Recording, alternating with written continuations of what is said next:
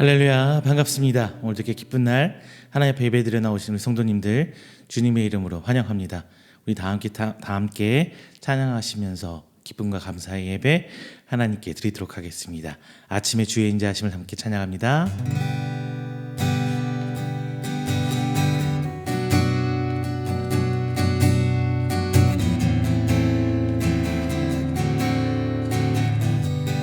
아침에 주의 인자하심을, 아침에 주의 인자하심이 나타내시며 밤마다 주의 성실하심이 베풀미 저희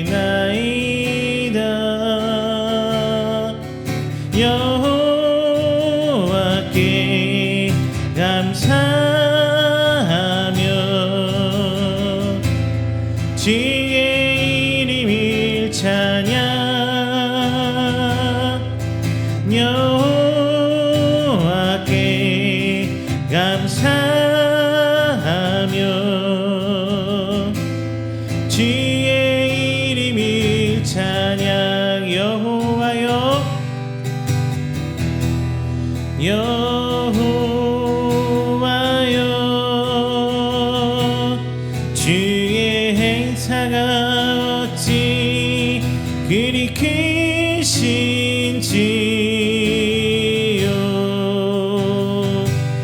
주의 생각이 심히 깊으시나이다.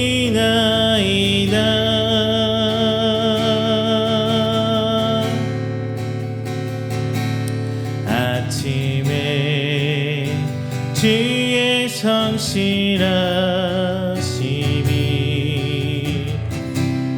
나타내시며 밤마다 주의 성실하심이 베풀미 저희나이다. 다시 한번요. 아침에 주의 인자하심이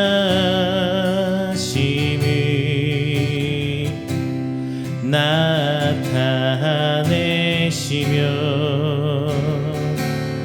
밤마다 주의 성실하심이 베풀미 저희나이다.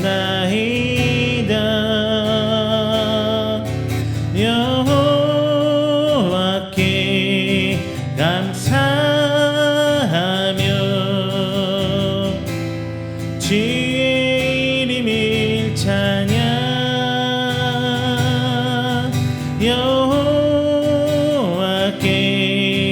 감사하며 주의 이름을 찬양.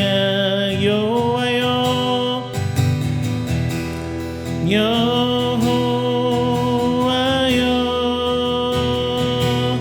주의 행사가 어찌 그리 크신지요.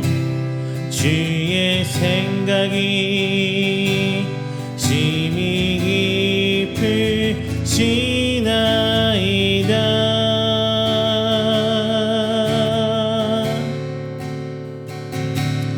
아침에 주의 인자하심이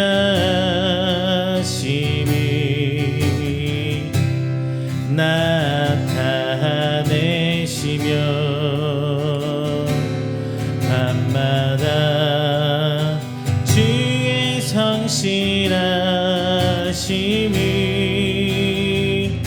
베풀미 저희나이다.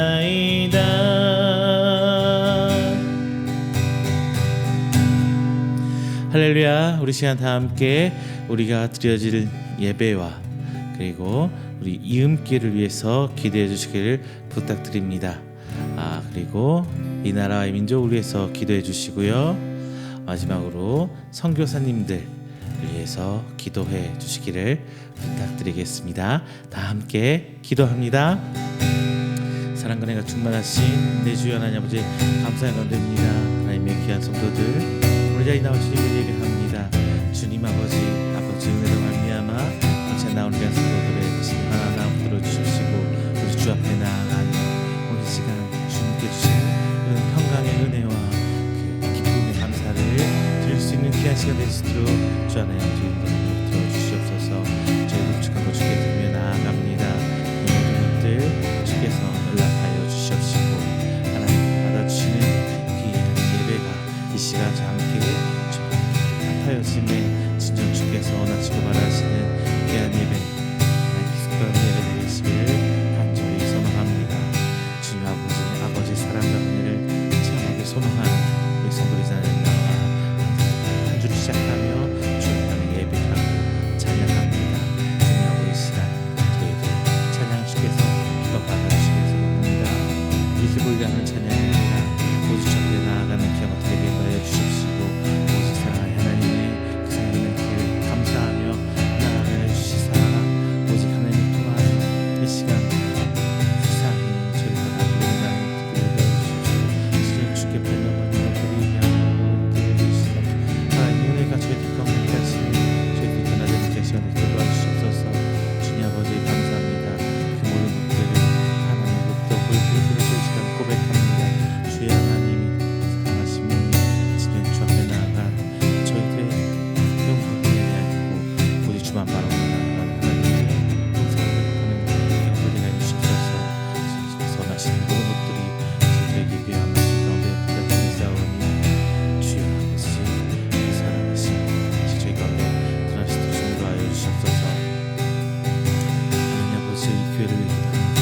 주여 아버지 사랑하신 교회 사람들 주께서 세우셨사오니 그 모든 사랑 진정을 위하여 주시옵시고 진정 주께서 바라시고 원하시는 모든 진정들과 함께 나타내어 도와주시며 진정 교회가 나가는 모사의 마음 모든 것들을 저버리게 되어주시옵소서. 주여 하나님 귀한 동역자 부조시기 원합니다. 주님 아버지 모든 것들이 저와 함께하며 하나님의 역사를 향한 것들을 도와주시옵소서. 아버지 정말 고마웠습니다.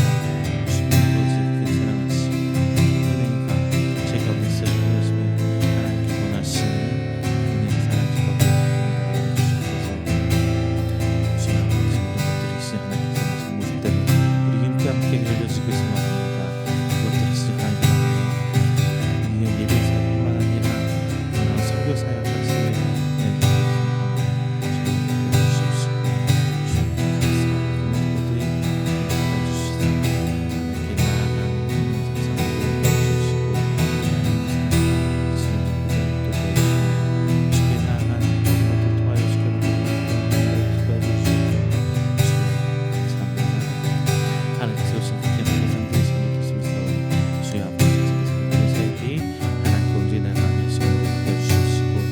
가정과 기회를 보내주셔서 저 든든히 서가며 어려운 기사를 들어주시사 주께서 하신 사랑의 은혜가 그곳에서 너희들을 기다려주시옵시고 진정한 기사를 하시고 정말 주께 하기로 정신 인도하여 주시옵소서. 감사드립니다.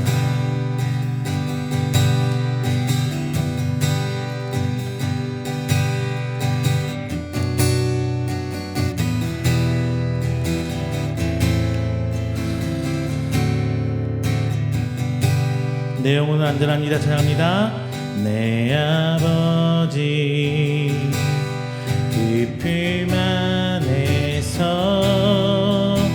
내 영혼이 안전합니다.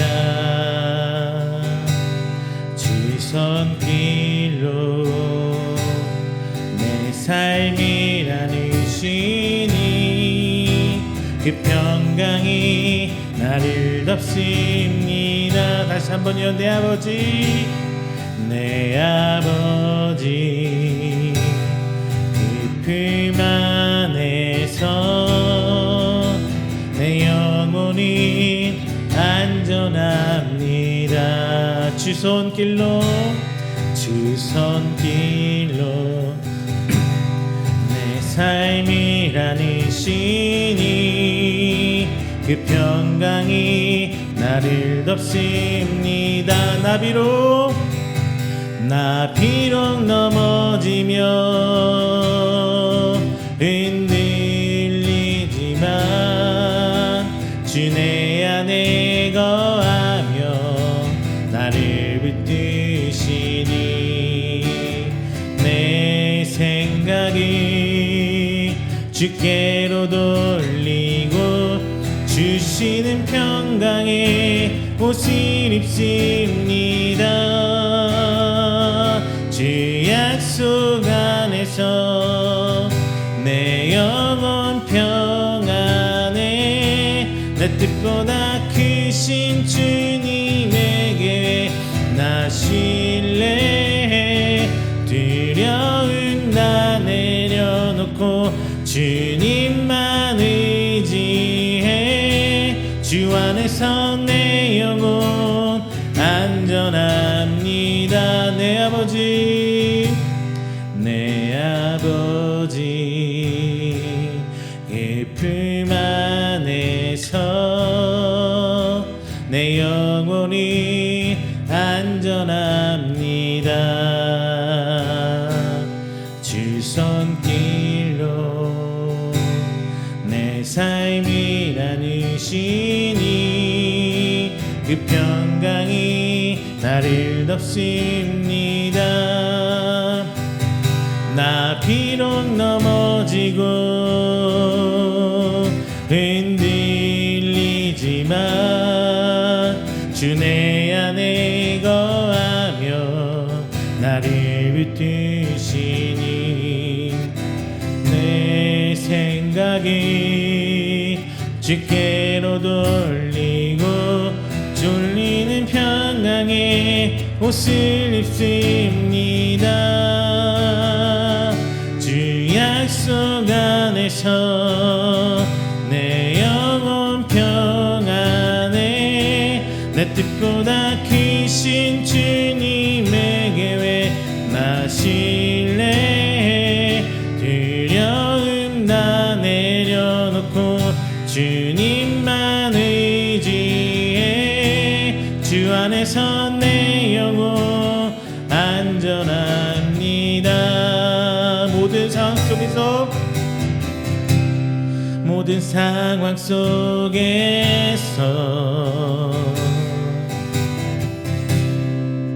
주를 찬양할지라. 주는 너의 큰 상급, 주는 너의 큰 상급, 큰 도움이시라. 주의 얼굴 구할 때, 주의 얼굴 구할 때, 주의 영을 부으사 크신 사랑 안에서 주를 보게 하소서. 내 영혼이 확정되고 확정되어 싸우니 믿음의 눈 들어 주를 바라봅니다. 내 영혼이 확정되고 확정되어 싸우니 믿음의 눈 들어 주를 바라봅니다. 모든 상황 속에서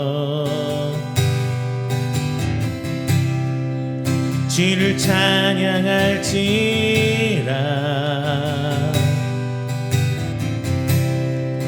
주는 너의 큰 상급, 큰 도움이시라.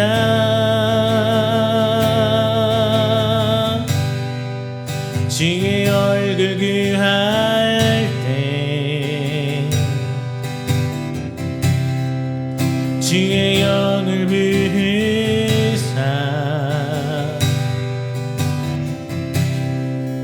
크신 사랑 안에서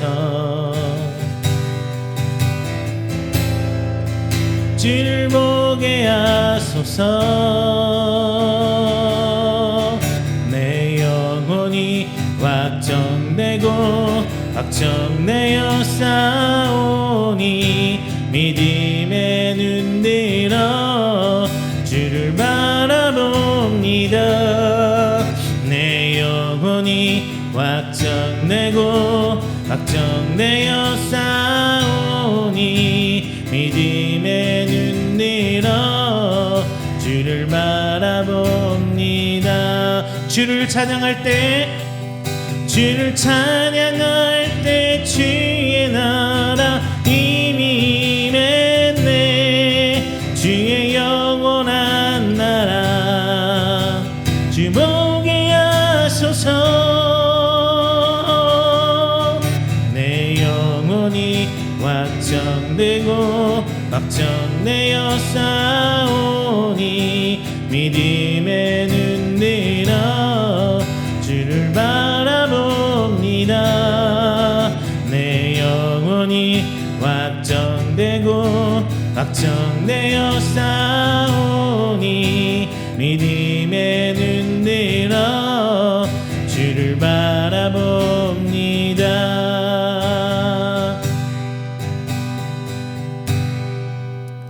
할렐루야. 이 시간에는 다 함께 우리가 드리는 귀한 예배를 위해서 조용히 기도하며 준비하는 시간 갖도록 하겠습니다. 다 함께 기도합니다.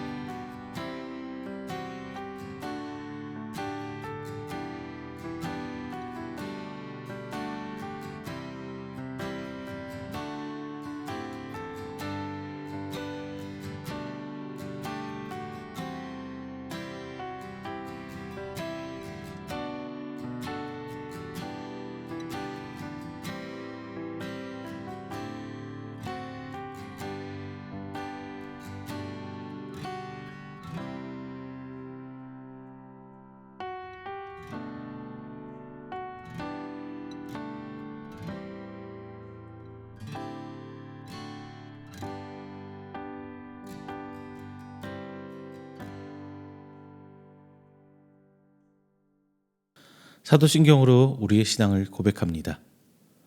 전능하사 천지를 만드신 하나님 아버지를 내가 믿사오며 그 외아들 우리 주 예수 그리스도를 믿사오니 이는 성령으로 잉태하사 동정녀 마리아에게 나시고 본디오 빌라도에게 고난을 받으사 십자가에 못 박혀 죽으시고 장사한 지 사흘 만에 죽은 자 가운데서 다시 살아나시며 하늘에 오르사 전능하신 하나님 우편에 앉아 계시다가 저리로서 산자와 죽은 자를 심판하러 오시리라.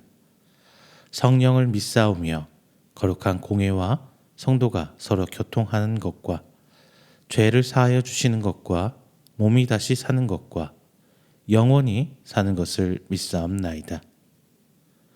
아멘. 다 함께 교동문 25번 시편 47편 함께 교독하겠습니다. 교동문 25번 시편 47편입니다. 봉독합니다. 너희 만민들아 손바닥을 치고 즐거운 소리로 하나님께 외칠지어다. 지존하신 여호와는 두려우시고 온 땅에 큰 왕이 되심이로다. 여호와께서 만민을 우리에게 나라들을 우리 발 아래에 복종하게 하시며 우리를 위하여 기업을 택하시나니 곧 사랑하신 야곱의 영화로다. 하나님께서 즐거운 함성 중에 올라가심이여 여호와께서 나팔 소리 중에 올라가시도다. 찬송하라 하나님을 찬송하라 찬송하라 우리 왕을 찬송하라. 하나님은 온 땅의 왕이심이라 지혜의 시로 찬송할지어다. 하나님이 뭇 백성을 다스리시며 하나님이 그의 거룩한 보좌에 앉으셨도다. 문 나라의 고관들이 모임이여 아브라함의 하나님의 백성이 되도다. 세상의 모든 방패는 하나님의 것임이여 그는 높임을 받으시리로다. 아멘. 다 함께 찬송가 68장 찬양하겠습니다.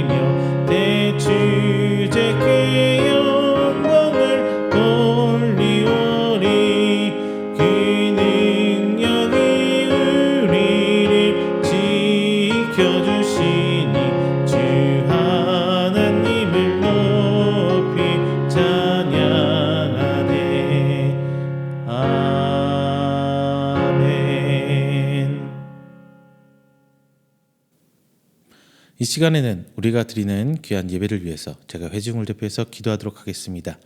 다 함께 기도합니다. 사랑과 은혜가 충만하신 우리 주 하나님 아버지, 한 주일간 저희들 이 모양 저 모양 보살펴 주시고 다시 한 주를 시작하며 하나님께 나아와 그 첫 시간을 하나님께 통하여 예배로 영광 돌립니다.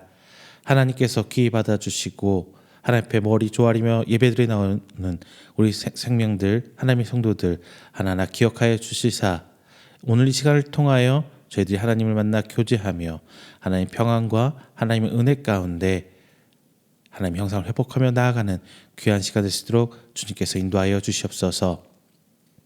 오늘 말씀 함께 나눕니다. 귀한 것 나눌 때에 하나님께서 성령의 지혜 허락하여 주시사 오늘 시간 말씀을 통하여 깨닫게 하시고 회개케 하시며 온전히 하나님께서 원하시는 그 귀한 것들 알게 하셔서 이 시간 복음의 은혜를 알아 세상에 나아가 복음을 다시금 전파하고 하나님의 형상을 세계 만방에 회복시킬 수 있는 하나님의 귀한 사역자들 되시도록 주께서 인도하여 주시옵소서. 다만 이 말씀 통하여 저희들이 하나님의 통치를 회복하기를 원합니다. 하나님의 통치로 회복하길 소망합니다. 주님, 이 땅에 다스릴 다시 오실 하나님 때를 기대하며 진정 주께서 저를 통해 이 땅에 베푸실 그 통치와 그 권세를 기대하게 하시고 오직 하나님께서 나를 다스리고 교회를 다스리시며 온 땅의 만물 위에 우뚝 서실 그 때를 향한 믿음과 소망을 갖게 하셔서 진정 이 땅에 세워지는 하나님의 교회가 우리가 되게 하시고 우리 안에 세워진 그 성전을 보여 드러낼 수 있는 성도 되시도록 하나님께서 인도하여 주시옵소서. 오늘 그 사명 들고 우리 이음교회 나아가고 있습니다. 교회 하나님께서 이끌어 주시고 귀한 예배 사역과 선교의 사역 주님께서 그 비전을 열어주시고 허락하여 주시사 귀한 동역자들과 함께 만나며 그 사역들 일어나갈 수 있도록 하나님의 은혜로 이끌어 주시옵소서. 오늘 한 시간 시작합니다. 오늘 그 시간 가운데 온전히 하나님의 은혜만 우리 가운데 임재할 수 있는 귀한 시간 되게 해주시고 진정 하나님께서 원하시는 하나님께서 택하신 귀한 생명들 나와 그 모든 과정 깨닫는 시간을 통하여 이 땅을 변화시킬 수 있는 귀한 성도들이 되고 이음교가 되도록 하나님께서 인도하여 주시옵소서. 사랑이 많으신 예수님의 이름으로 기도드립니다. 아멘.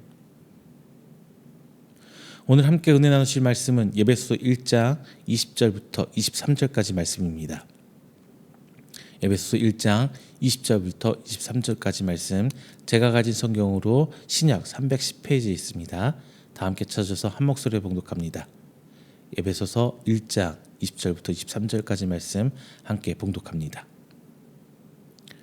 그의 능력이 그리스도 안에서 역사하사 죽은 자들 가운데서 다시 살리시고 하늘에서 자기의 오른편에 앉히사 모든 통치와 권세와 능력과 주권과 이 세상뿐 아니라 오는 세상에 일컬는 모든 이름 위에 뛰어나게 하시고 또 만물을 그 발 아래에 복종하게 하시고 그를 만물 위에 교회의 머리로 삼으셨느니라. 교회는 그 몸이니 만물 안에서 만물을 충만하게 하시는 이의 충만함이니라. 아멘. 할렐루야, 반갑습니다. 지난 한 주간도 하나님 은혜 가운데 평안하셨습니까? 자, 이제 대선이 지나고 한 4주쯤 넘어가는 것 같습니다. 나라의 지도자, 통치자가 바뀌었죠. 그러니까 분위기가 많이 달라지는 것 같아요. 연일 매스컴에서 이제 지금 이재명 대통령에 대한 행보가 착착착착 보도가 되고 있어요. 그러면서 이제 자주 나오는 것 중에 하나가 이전 대통령과 지금 대통령 간의 비교를 나오는데요. 이제 시정연설 장면도 이전 대통령은 한 번 하러 왔다가 그냥 그 뒤로는 한 번도 안 왔다고 하더라고요. 왜냐하면 국회 가보니까 자기를 마저 잘 반겨주지도 않고 인사도 안 해주더라. 그래서 안 왔다. 그런데 마찬가지 이번 대통령도 반겨준 사람은 없었는데 가서 얘기하고 자기가 먼저 나서서 야당 거부터 이렇게 인사하고 돌아다녔다고 합니다. 그러다 보니까 분위기가 막 달라지는 게 이제 조금 나오는가 봐요. 일하는 방법도 바뀌고 쉽게 얘기하잖아요. 출근 안 하는 대통령에서 퇴근 안 하는 대통령으로 바뀌었어, 나라가. 자, 이렇게 가다 보니까 우리나라의 국정 운영의 방향이 좀 싹 바뀌고 있습니다. 지도자, 통치자가 바뀌니까 분위기가 싹 바뀌고 있어요. 비단 이 지도자가 바뀌어서 나라의 분위기가 바뀌고 조직의 분위기가 바뀌는 거는 비단 국가에서만 나가는 것, 혹은 행정부에서만 나가는 정도가 아니라 우리 교회 안에서도 이루어지고 있는 것 같습니다. 요즘에 이제 여기저기 듣다 보면은 이제 원로 목사님들이 이제 물러나시고 그리고 이제 후임 목사들이 젊은 목사들이 이제 착착착착 교회로 들어오고 있는 것 같아요.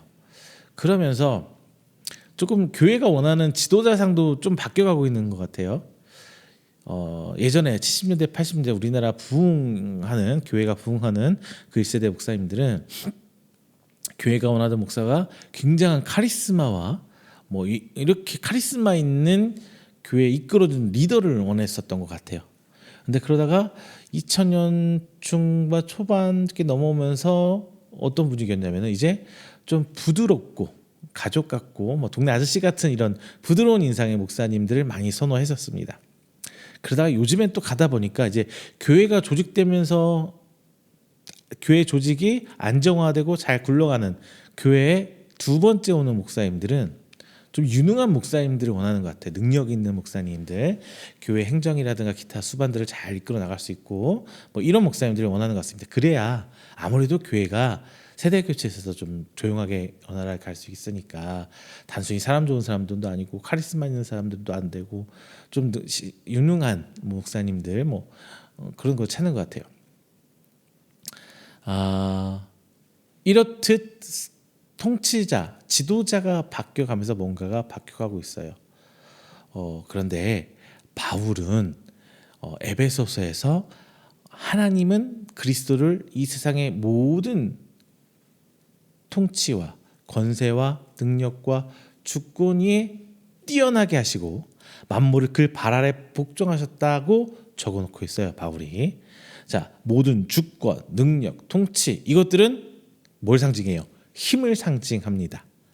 세상의 모든 권력과 힘이 예수님에게 주님이라고 부르면서 세상을 살아가는 사람들은 이 말씀에 크게 이가 없어요.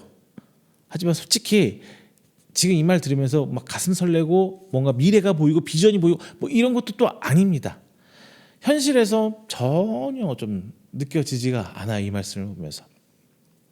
그래서 믿는 사람들도 이제 이런 예수님이 그 통치가 언제나 일어나는지 궁금해합니다. 서양으로 치면 중세, 우리로 따지면 90년대쯤이면 모를까 요즘처럼 교회가 욕을 먹고 힘을 잃고 교회 수도 줄어가고 교인 수도 줄어가는 지금 이런 시대에 뭐 이런 일이 과연 가당키나 할까? 생각하게 돼요. 만물이 예수님 발 아래 복종하고 예수님의 권력과 힘이 어느 통치자의 시대보다도 뛰어나서 예수님이 이제 세상을 다 다스린다는데 와닿지가 않아요. 솔직하게. 자, 지금 우리 상황을 좌우를 둘러보건데 지금 상황에서 우리나라 기독교가 점점 줄어져 갑니다. 앞으로 아마도 시간이 가면 갈수록 더 교세는 줄어들어 갈 거고요. 세상은 점점점 악해갈 겁니다. 그리고 또 하나 교회는 점점점 세속화되지 않을까 싶어요. 그래서 하나님을 거부하는 사람들만 더 늘어날 겁니다.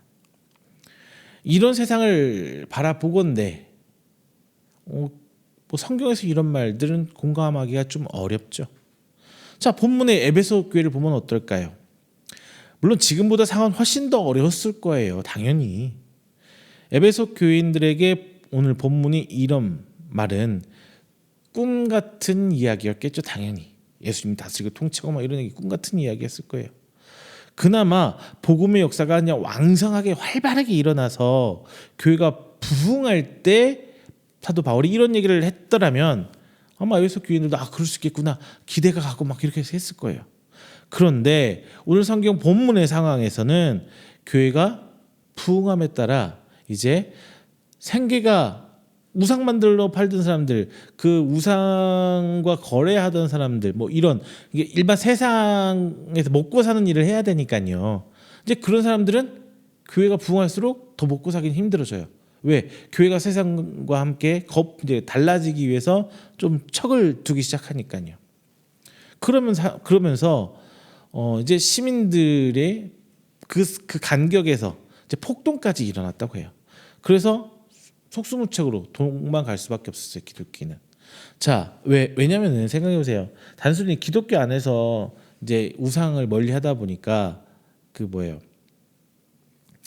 기독교 믿는 사람들, 회심한 사람들, 종교를 바꾼 사람들도 먹고 살기 힘들어졌지만 기독교 때문에 막 기독교 부흥이 일어나니까 기독교 때문에 이제 그 우상 이단 종교, 이방 종교들로 인해서 먹고 살던 사람이 먹고 살기 힘들어지니까 교회를 핍박하고 교회를 향해 막 하면서 결국에 폭동까지 일어나 버린 거예요. 교인과 세상이 부딪혀 버린 거죠. 자, 근데 이 폭동에 밀려서 사도 바울도 도망갔어요. 근데 이 상황 사도 바울도 도망가면서 이 말을 한 거예요. 얼마나 그러니까 뜬구름 잡는 것처럼 보이겠어요. 물론 사도 바울이 예수님 오신다는 마지막 때를 기약하며 했던 말씀일 수도 있어요. 그리고 지금 당장은 힘들지만 예수님이 다시 오시면 된다는 믿음으로 참고 기다릴 수밖에 없었죠. 근데 이것도 참 답답한 일이잖아요. 언제 오실지 알아요. 뭐 내일 오실지 모레 오실지 10년 오실지 100년 오실지 그건 아무도 모르거든요. 지금 우리 입장에서 생각해 보면 초대교회 사람들은 금방 예수님 오실 줄 알았어요. 다시 사흘 만에 부활하시고 하늘 올라가셨잖아요. 그게 기간이 얼마 안 되잖아요. 그것처럼 이제 곧 예수님 오실 줄 알았어요. 그런데 2000년이 지난 지금도 예수님 다시 안 오셨잖아요. 그러다 보니까 오늘 본문을 통해서 사도 바울이 한 약속을만 믿고 하루하루를 살아가기에는 지금 우리 성도들에게는 좀 요원해져 버린 말씀 같지 않습니까? 자, 이 상황에서 이제 오늘 본문 말씀을 나누면서 정말 바울이 말한 그 모든 능력과 권세와 통치가 예수님의 발 앞에 무릎을 꿇게 되리라는 이 약속, 주님이 다시 오실 때 일어날 일인지 아니면 지금 우리에게도 일어날 수 있는 일을 한번 고민해 보도록 하겠습니다. 오늘 말씀을 함께 나누면서 바울이 무슨 생각을 했는지, 그리고 하나님이 오늘날 우리에게 어떤 지혜를 주시는지 한번 고민하는 시간 되시기를 주님의 이름으로 축원합니다. 먼저 첫 번째요. 주님의 통치를 회복해야 돼요. 통치를 회복해야 돼요. 자, 저는 항상 저 삶에서 그냥 단순히 듣고 아멘하는 말씀이 아니라 그 말씀을 행한다는 거, 그걸 참 전 좋아하는 사람이에요. 행하는 건. 왜냐하면은 믿는다는 것은 드러냄을 수반해야 되는 거거든요. 행위를 수반해야 돼요. 그냥 말로만 아멘하고 끝나면 믿음이 아니에요. 앞에서 목사님 말할 때 앞에서 계속 아멘 아멘 하는 것만이 결단코 그 믿음이 아닙니다. 잘 듣고 예배 잘 듣다 그것도 믿음이 아니에요. 그 들은 말씀이 믿었다면은 내 삶으로 드러나야 돼요. 드러남이 없는 믿음은 성경에서 행위가 없는 믿음은 열매가 없는 믿음. 우리식대로 말하면 진짜 믿음이 아니에요. 그냥 아는 거예요. 자, 여러분, 주님의 재림을 믿습니까? 다시 오실 주님을 믿습니까? 아멘 하셔야죠. 아멘. 자, 그리고 오늘 본문의 말씀이 주님의 재림 때에 완성될 거라고 여러분 믿고 계세요? 아멘 해야죠. 다만 저는 오늘 본문의 말씀이 오직 재림의 때만 향해서 하신 말씀은 아니라고 저는 생각을 합니다. 예수님께서 천국을 전파하면서 하나님 나라가 이미 임했다고 전하셨죠. 이미 임했어요. 다만 예수님께서 다시 오실 때까지 이 통치와 다스림이 완성되지 않았던 거예요. 그래서 지금 우리는 이미 임했는데 아직 완성되지는 않은 그 하나님 나라의 그 긴장 상태, 임의와 아직, 신학적으로 임의와 아직 사이라고 얘기하는데요. 그 사이를 지금 우리가 건너가고 있는 거예요. 그래서 막연히 임할 하나님 나라를 기다리는 은신처, 방주로서의 교회를 생각하면 안 돼요. 본문은 이미 임했지만 아직 임하지 않은, 완성되지 않은 하나님 나라의 긴장 상태에 살아가는 성도들의 삶과 사명을 이야기하고 있어요. 특히 교회는 이 상태에서 살아가는, 다시 오실 주님을 향해 살아가는 그 성도들이 사명을 다하게 하려고 하나님이 세웠다는 것을, 교회를 하나님이 세웠다는 것을 강조하고 있어요. 따라서 오늘 사도 바울이 얘기하고 있는, 본문에서 얘기하고 있는 종말의 때가 바로 주님의 통치의 때가 아니라는 거예요. 지금을 살아가는, 오늘을 살아가는 바로 우리들의 이야기라는 겁니다.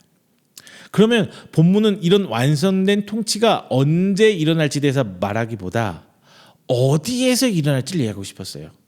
시간을 얘기하고 싶은 게 아니라 장소를 얘기하고 싶었던 거예요. 때가 아니라 어디에서, 라는 장소. 이런 성도의 삶에서 일어나야 하고 안성도의 그 공동체인 교회에서 일어나야 합니다.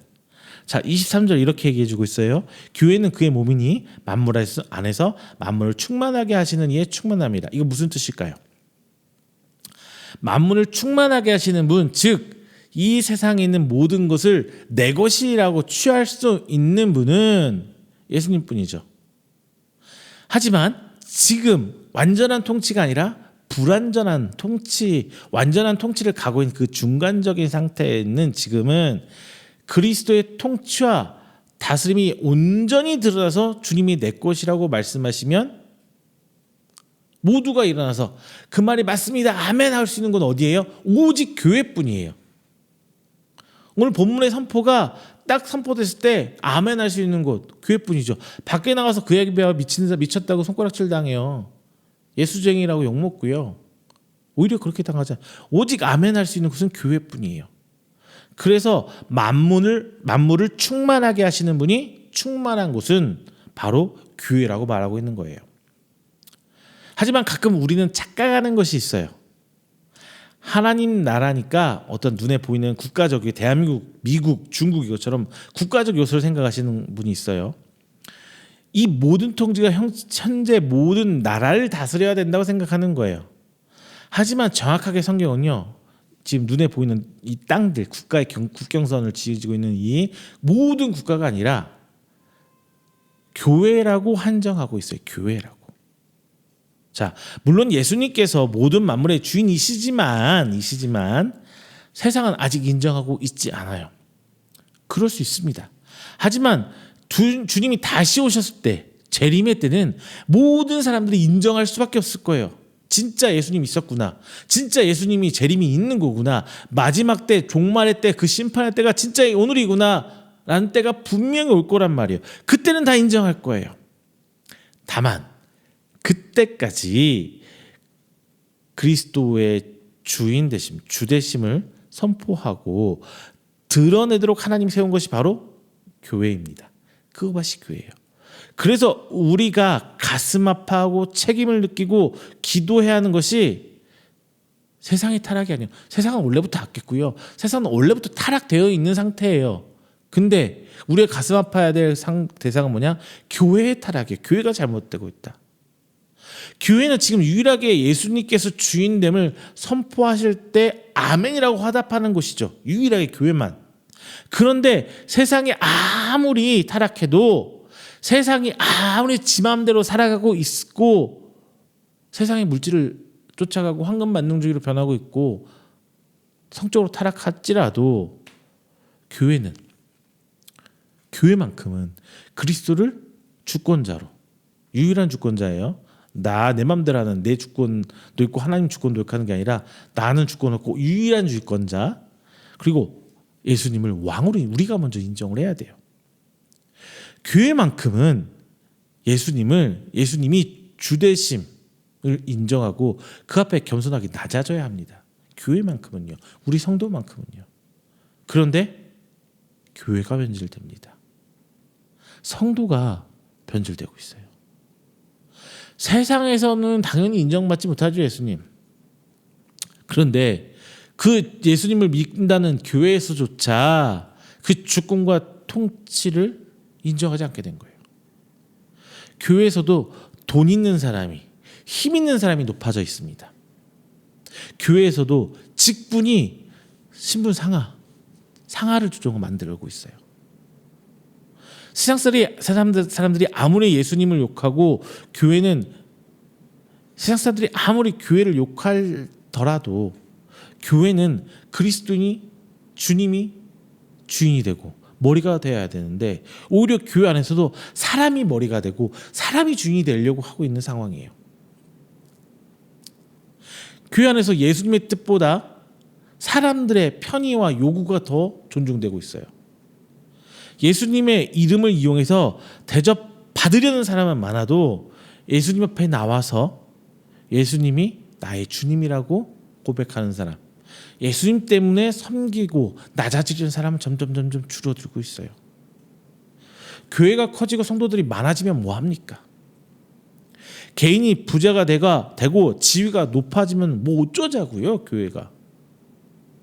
진정으로 그리스도의 주권이 회복되어서 예수님의 말씀이 가장 권위가 있고 예수님이 원하심이 가장 중요한 것이 되지 않는다면 그것은 성경이 말하는 교회가 아니고 그걸 인정하지 않는다면 성도가 아닐 것입니다. 옛날에는 예수님이 원하는 대로 살기 위해서 그 총은 없었죠. 그 로마의 창과 칼 앞에 고개 숙이지 않았어요. 그래서 교회가 욕을 먹었죠. 근데 오늘날에는 돈에도 쉽게 굴복합니다. 교회가. 권력에도 쉽게 굴복합니다. 조그만 안락과 조그만 지위를 위해서 세상의 유혹과 쉽게 타협해버려요. 그래서 교회가 지금 욕먹고 있어요. 예배도 그리스도의 주되심을 믿고 오직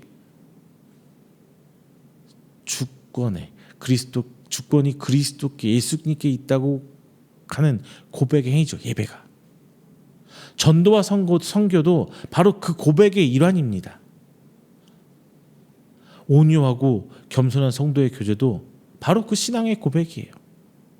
이 고백의 장소가 바로 교회이기 때문에 바울은 이 교회를 포기할 수가 없었던 거예요. 비록 요즘은 교회가 그리고 성도가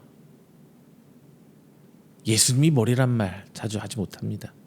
그만큼 교회가 세속적이고 타락한 것처럼 보일지라도 지금의 교회를 포기할 수 없는 이유가 그거예요. 그렇다면 교회는, 성도는 어떻게 세상의 그 다른 점을 드러내야 할까요? 우리가 전하는 복음의 능력은 어떻게 나타나야 하는 것일까요?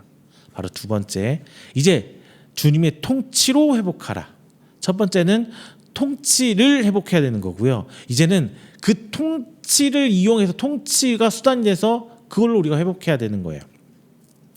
자, 복음은 하나님이 인간에게 먼저 오셔서 손 내미는 사건이에요. 하나님이 우리 인간을 구원하시러 먼저 화해를 청한 사건입니다. 그런데 하나님의 아들을 저주하심으로 우리와 화목을 이뤘다는 말씀은 머리로는 알겠어요. 그런데 온몸이 전율하고 짜릿짜릿하고 막 기쁨과 흥분과 막 이런 것들이 와야 되는데, 막 머리로는 알겠는데 가슴을 그 말이 와닿지는 않아요. 어떻게 하면 조금 더 생생하게 다가갈 수 있을까요? 어떤 사람이 이 사랑의, 예수님의 사랑, 그 하나님의 사랑의 위대함을 제대로 표현하고 느낄 수 있을까요? 그동안 교회는 이 복음의 능력, 구원, 하나님의 그 사랑과 능력을 받을 수 있는 이 복음의 능력을 경험할 수 있는 길로 두 가지를 제시했어요. 첫 번째, 가장 큰 게 특별한 체험이에요. 특별한 체험, 은사 뭐 이런 것들. 그리고 또 하나는 부흥과 성장입니다. 부흥과 성장. 교회가 부흥하고 막 성장하고 그 믿는 성도들의 가정이 막 물질적으로 부흥하고 왕성하게 부흥하고 확장되어야 돼요. 그런데 이 두 가지 다 우리 성도들이 궁극적으로 추구하는 모습이 아니에요. 모습이 되면 안 돼요.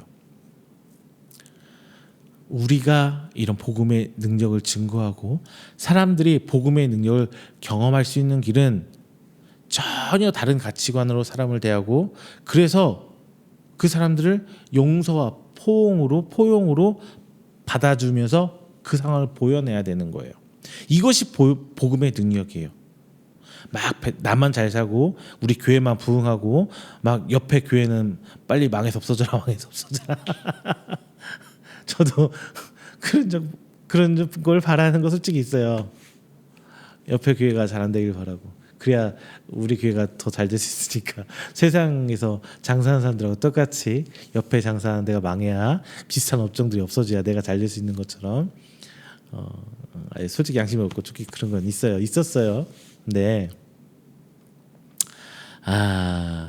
이렇게 세상의 방법들을 하는 게 아니라 세상 이런 방법과 전혀 다르게 오히려 그들을 포용하고 받아들이고 인정해주며 사는 게 진짜 보여주는 거예요. 이것이 복음의 능력이라는 거거든요. 사람 마음이 쉽지 않아요. 제 설교니까, 강단에 쓴 설교니까 이렇게 말씀드리는 거지, 이걸 내 삶에 적용하는 건 정말 어렵습니다.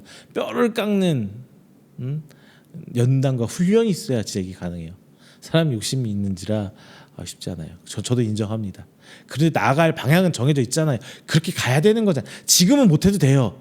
근데 그렇게 하려고 노력하는 게 중요한 거지, 지금 너 잘해? 너나 잘해라, 이런 말 하는 거 아니에요. 그거는 아무도 할 수 없어요. 내가 먼저 하고 설교를 할 수 있다면 이 세상에 설교할 수 있는 사람 아무도 없어요. 다만 겸손하게 나도 죄인입니다라고 고백할 수 있는 사람, 그 믿음이 있는 사람들이 설교 강단에 올 수 있는 거지, 나는 잘하고 있으니까 너네 잘해 회개해라, 이건 아니에요. 그러면 아무도 설교 강단에 못 올라와요. 나아갈 방향을 제가 제시해 주는 거지, 제가 잘하고 있으니까 여러분도 잘하십시오, 이거 아니에요. 이렇게 착각하지 마세요. 자, 제가 앞서 말씀드린 것처럼 지금 교회가 세상으로부터 비난받는 이유가 뭐예요? 나쁜 짓에서가 아니에요. 특별하게 교회가 뭔 나쁜 짓을 얼마나 더 했다고요. 사회 대기업들 뭐 사기업들 다 나쁜 짓 똑같이 하고 살잖아요. 근데 그들하고 똑같이 하기 때문에 교회가 욕먹는 거예요. 달라야 되거든요. 교회는 성도는 하나님이 온 우주의 주인이라고 말하고 하나님이 영원한 나라를 기업으로 주셨다고 고백해야 되잖아요. 그러면서도 어떻게 살아요? 실제적으로는 조그만 것 하나도 뺏기지 않으려고 안간힘을 쓰고 있죠.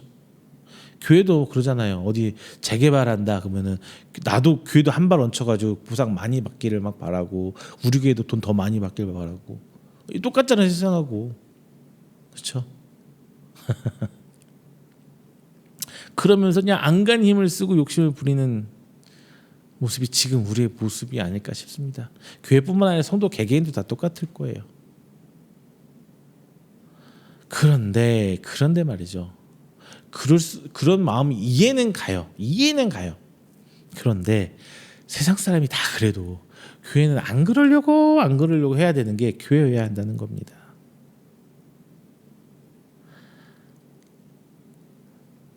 자, 제가 하나 더 물어볼게요. 목표 세우고 목표를 해라. 세상의 여러 가지 리더십 교육이라든가 뭐 자기 계획, 자기 개발하는데 맨날 이런 목표를 설정하고 이루라.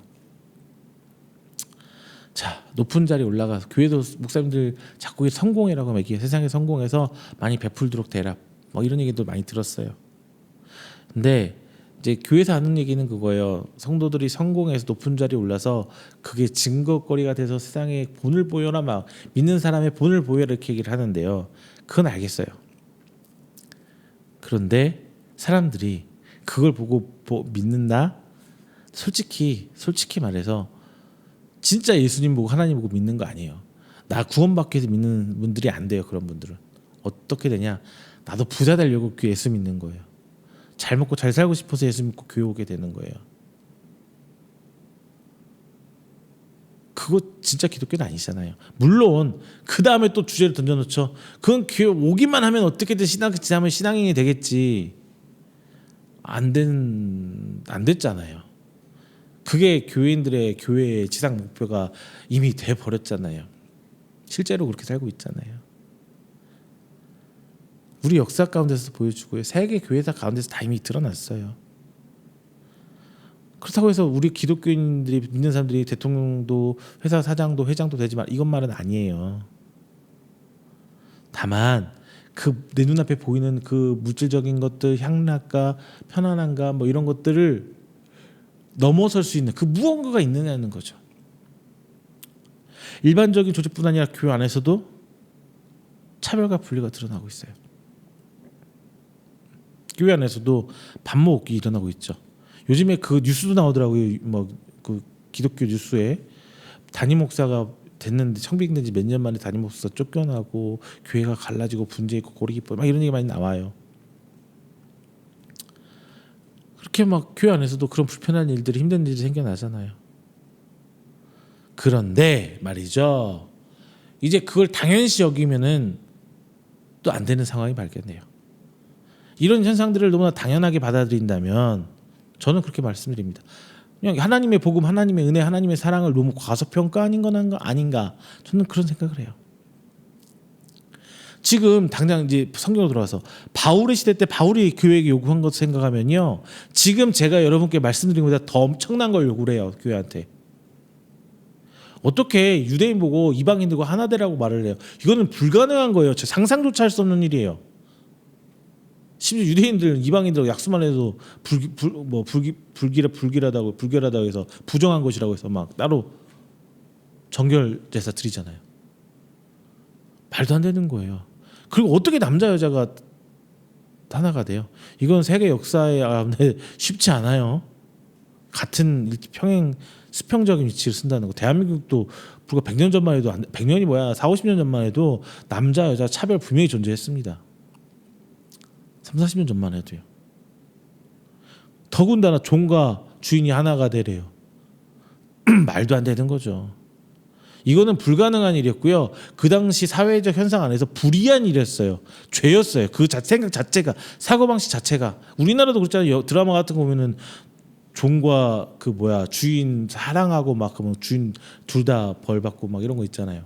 그러면 안 되는 거예요. 그 자체가 불경한 거고 사회 체제를 무너뜨리는 거였기 때문에 사회가 철학을 안 했어요.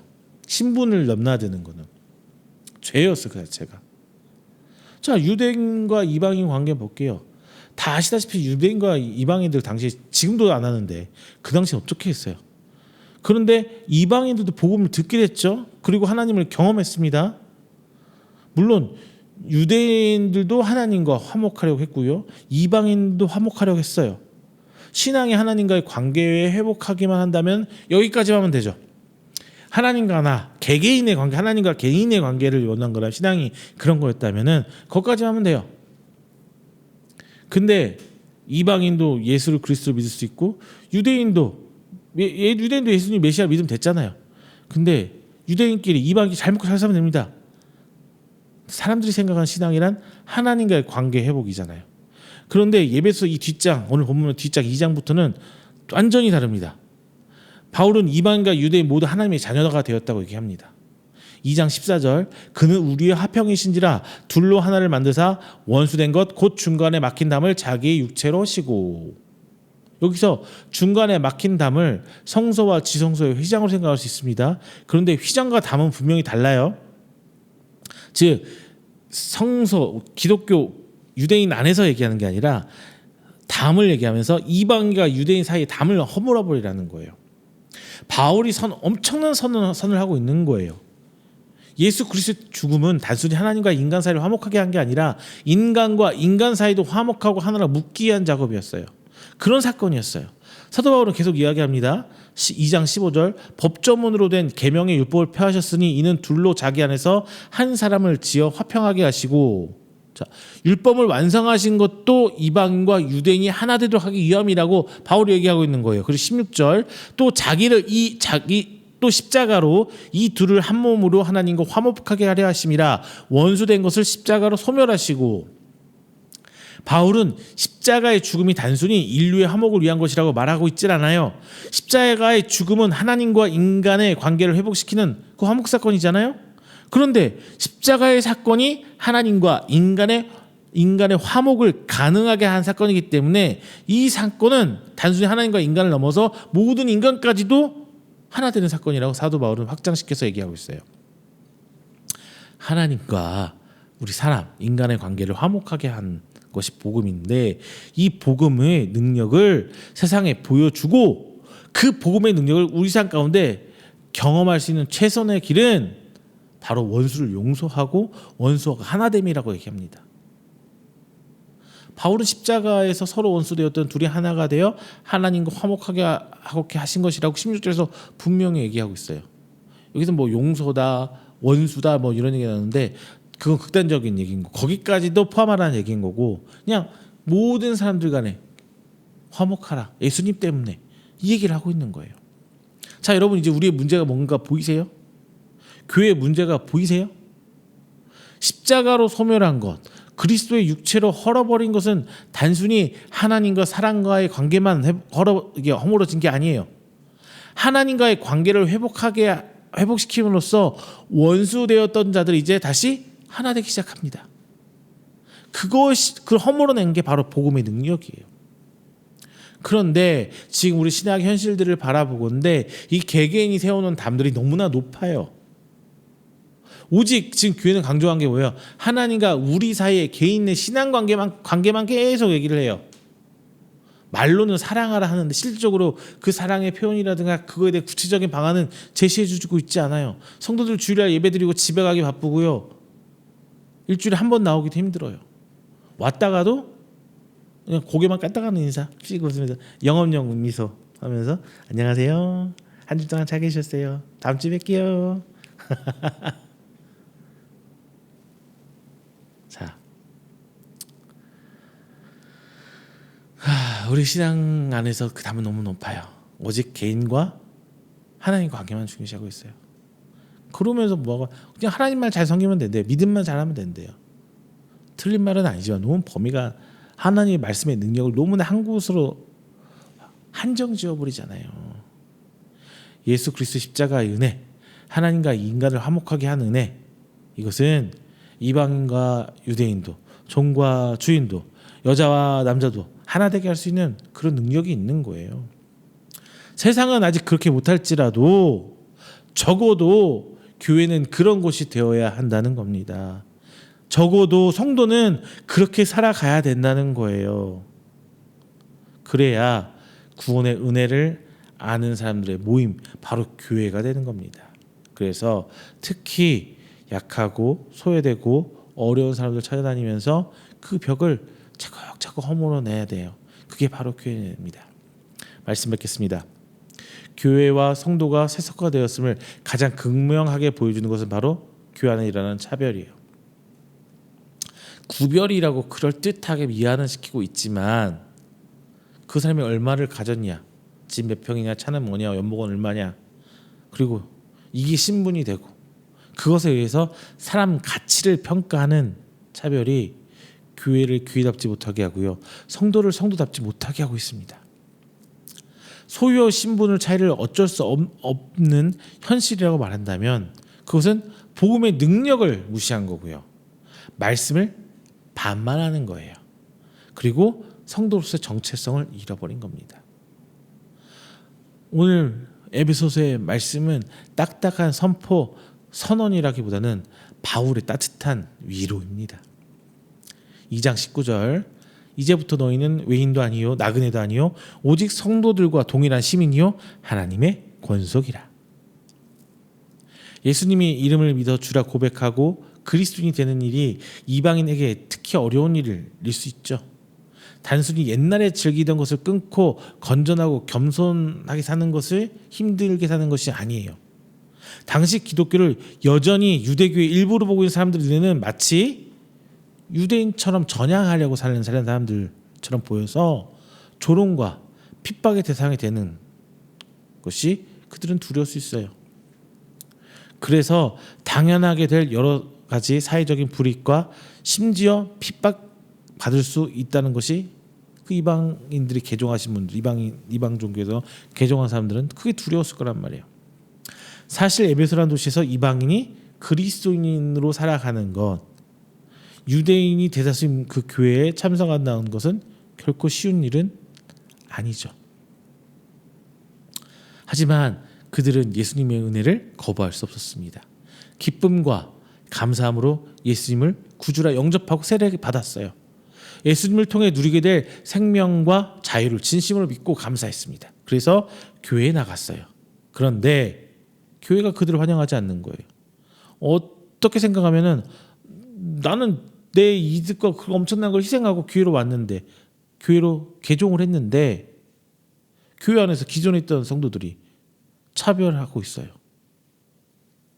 어느 민족이든지 과거의 배경이 어떻든지 오직 그리스도의 은혜로 구원받아 영생을 얻었다고 했는데 교회에 가면은 나는 저기 밑에 있는 사람이 돼요.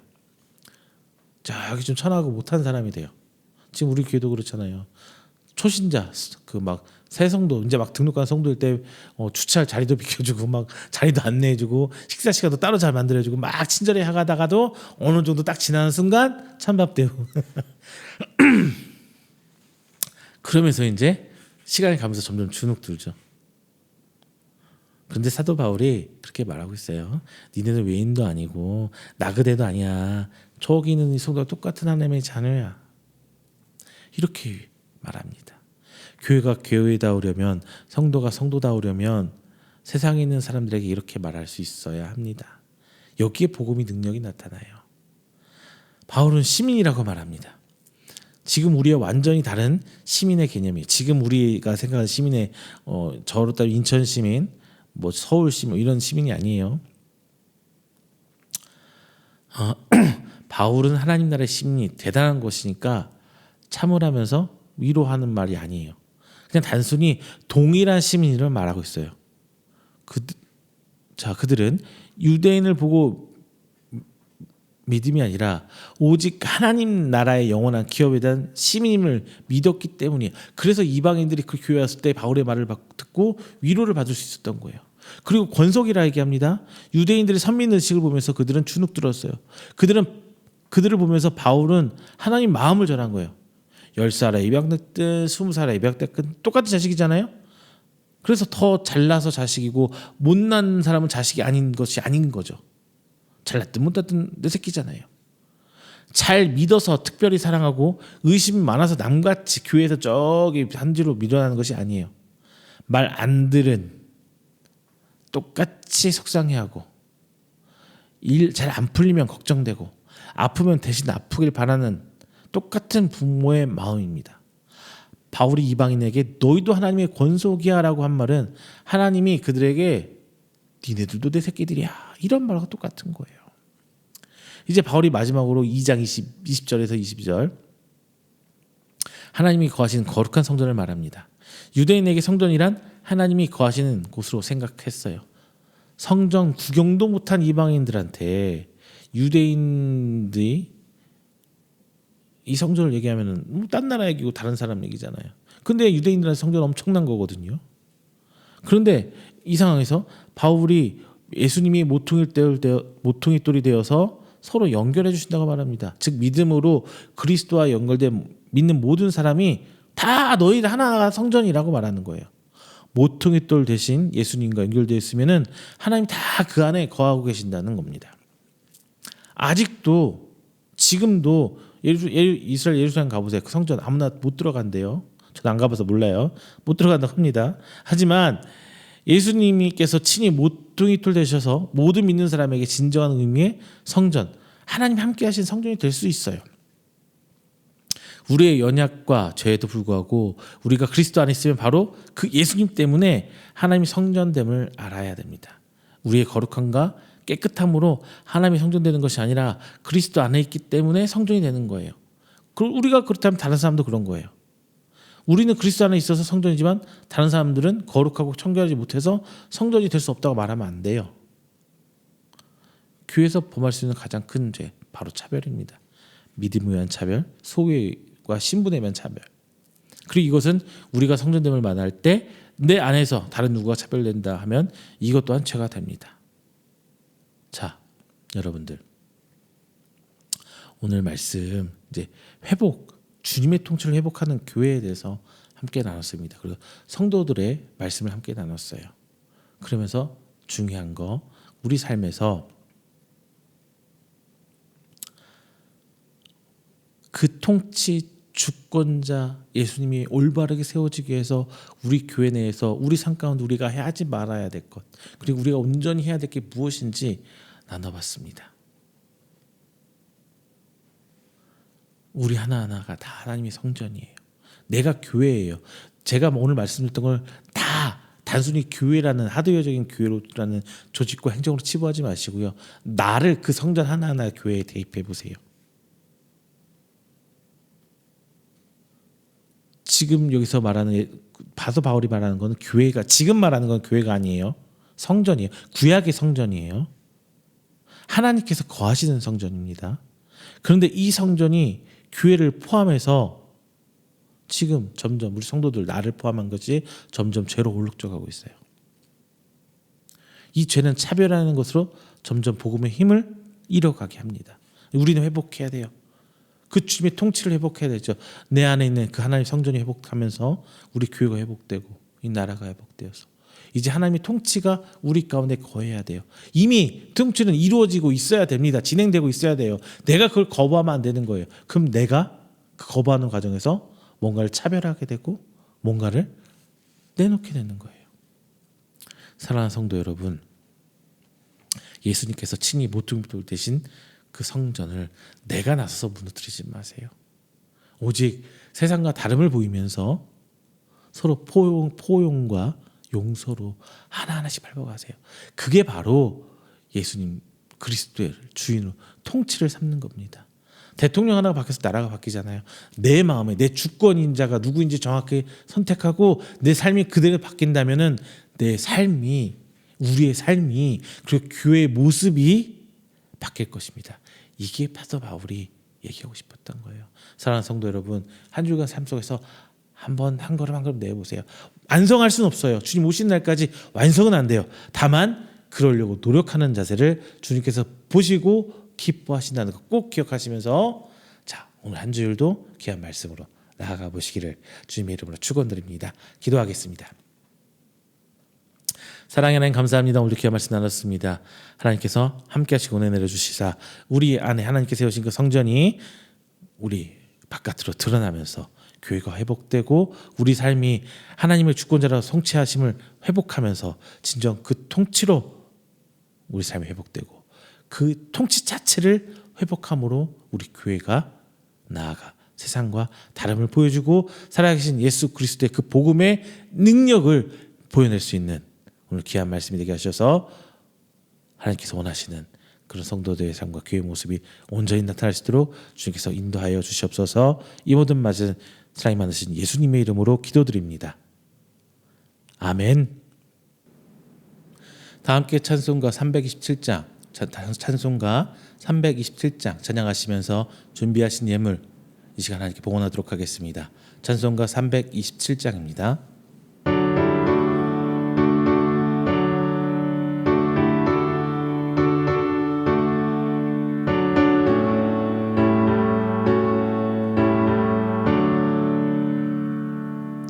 주님 주신 화평 믿음 얻기 위해 너는 정성껏 기도한다. 주의 제단 앞에 모두 바치기 전 복을 받을 줄 생각하라. 주의 제단에 산제사들이 위해 주의 맘을 주장하니 주의 뜻을 따라 그와 동행하면 영생 복락을 누리겠네. 주의 밝은 밑에 항상 활동하며 선한 사업을 힘쓰겠나. 자유 얻으려면 주의 뜻을 따라 너의 모든 것 희생하라. 주의 제단에 산제사들이 위해 주의 맘을 주장하니 주의 뜻을 따라 그와 동행하면 영생 복락을 누리겠네. 주의 제단 앞에 모두 바친 후에 주와 온전히 사귀겠네. 주님 주신 기쁨 또한 그의 사랑 어찌 말로 다 형용하랴. 주의 제단에 산제사들이 위해 주의 맘을 주장하니 주의 뜻을 따라 그와 동행하면 영생 복락을 누리겠네.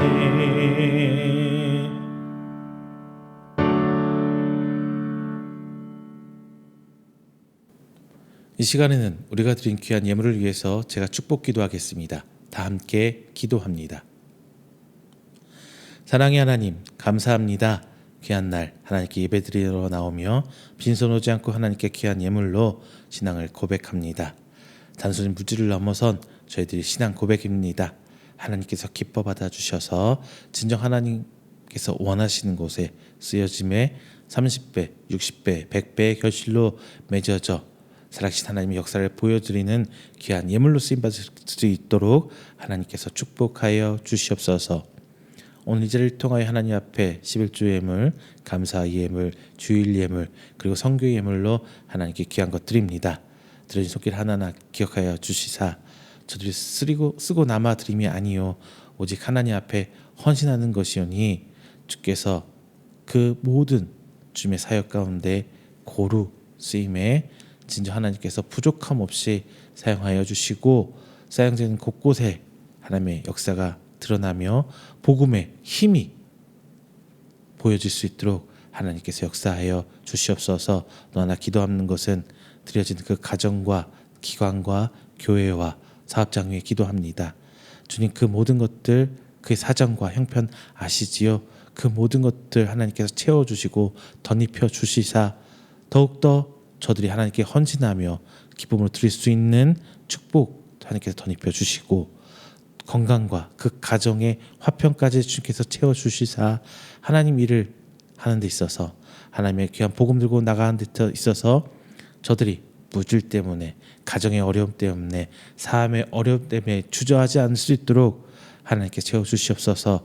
다만 기도하는 것은 저들의 믿음 더욱더 세워주시사 이런 물질적인 어려움이 바라는 것이 아니요 저희들이 사업의 형편 가운데 드리는 것이 아니라 오직 믿음 가운데 그 모든 사역을 함께 동역하는 동역자로서 세워주시도록 주께서 붙들어 주시옵소서. 이 모든 말씀 살아계신 예수님의 이름으로 축복하며 기도드립니다.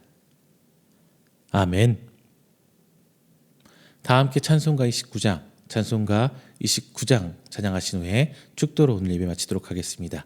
찬송가 29장입니다.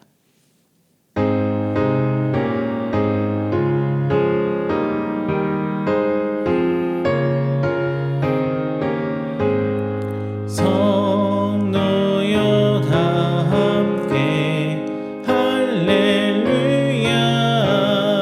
아멘. 주 찬양하여라 할렐루야 아멘. 주 보좌 앞에서 택하신 은혜를 나 찬송하여라 할렐루야 아멘. 마음을 열어라 할렐루야 아멘. 온 하늘을 열라 할렐루야 아멘. 인도자 되시며 친구가 되신 주 그 사랑 끝없다 할렐루야 아멘. 주 찬양하여라 할렐루야 아멘. 찬양은 끝없다 할렐루야 아멘. 거룩한 집에서 주인총 기리며 늘 찬송 부르자 할렐루야 아멘. 축도합니다. 여호와는 내게 복을 주시고 너를 지키시기를 원하며 여호와는 그의 얼굴을 내게 비추사 은혜 베푸시기를 원하며 여호와는 그 얼굴을 내게로 향하여 두사 평강 주시기를 원하노라. 이제는 우리 주 예수 그리스도의 은혜와 하나님의 사랑하심과 성령님의 교통 교제하심이 오늘 이 자리에 나와 하나님을 예배하고 선포된 말씀을 하여금 주님의 통치를 회복하고 주님의 통치로 회복하기를 원하는 우리 성도들의 머리 위에와 그의 가정과 사업장과 직장 그리고 그가 계획하는 모든 행사 위에 영원토록 함께 있을지어다. 아멘.